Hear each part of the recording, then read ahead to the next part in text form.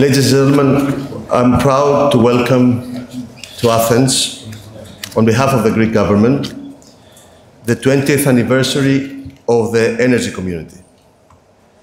Together with the esteemed Commissioner Jorgensen and the Executive Director Rolkowski, we had 16 ministers and deputy ministers from 10 countries, and we were able to discuss how we'll come closer to Europe. It was here in Athens 20 years ago that the energy community was founded, with a very ambitious goal: to bring together the region to Europe through market liberalization, regulatory harmonization, and cooperation in climate change and policy, always in accordance with the acquis communautaire.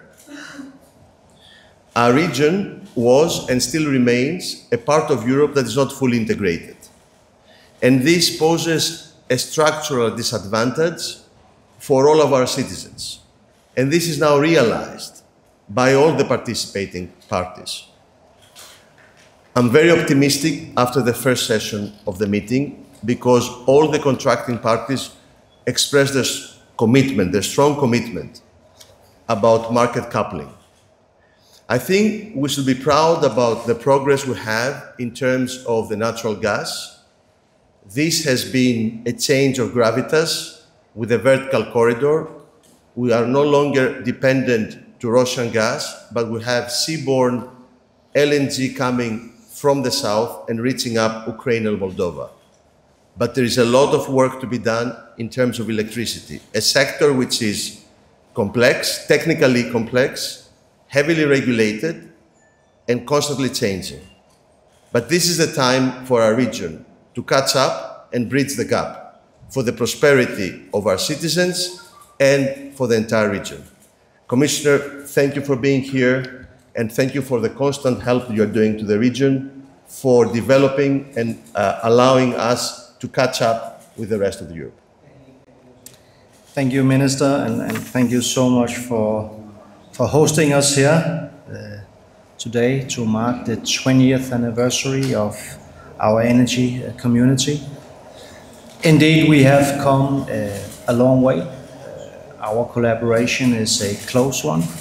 It is one that is of benefit for our citizens and our businesses. But we still have a long way to go. We need to couple our markets better and more efficiently than it is the case today. We are still in a process of decarbonizing our economies to fight climate change. We need to become independent 100% from energy imports from Russia. And I want to just spend a few minutes talking about the situation in Ukraine and what we are doing to help our friends in Ukraine. The European Union is dedicated to stand shoulder by shoulder with our friends in Ukraine. We think that unlawful, brutal war that Putin has brought on Ukraine is a disgrace. And we, of course, are very well aware that the Russians are targeting energy infrastructure in Ukraine. When they do that, it's not just plants and cables that they hit, it is the ordinary families' lives that they affect. So we do everything we can to help Ukraine rectify and repair the damages and build an energy system that is resilient. Also, since February 22, we have been in a process of reducing our dependency on Russian fuel, especially gas, but also coal and oil. In February 22, we got 51% of our coal in the EU from Russia. Today we get 0. We got 27% of our oil, today we get 3%, and we got 45% of our gas, today we get 13%. But even 13% is too much. We therefore have decided to send a very clear message to Russia. This will no longer stand. We will no longer allow Russia to blackmail our member states. We will no longer allow Russia to weaponize energy against us.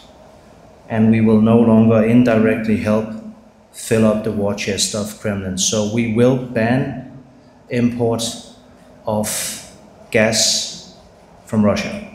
I have put forward the legislative proposals, and they are now being negotiated by the European Parliament and the Council. And I also thank the Greek government for your firm support in these matters. Now, coming back to the main topic of today's meeting, I, as the Minister, am very confident that we will make progress. We had a very good discussion this morning. All of the countries that are represented here are going through a process of reform to decarbonize, to rationalize, to bring down the prices for their consumers, to help each other in this process. Indeed, being interconnected is the most important thing we can do to reach all of those objectives. So with those words, again, Stavros, my dear friend, thank you so much for hosting us here today. I'll be happy to answer questions if there are any.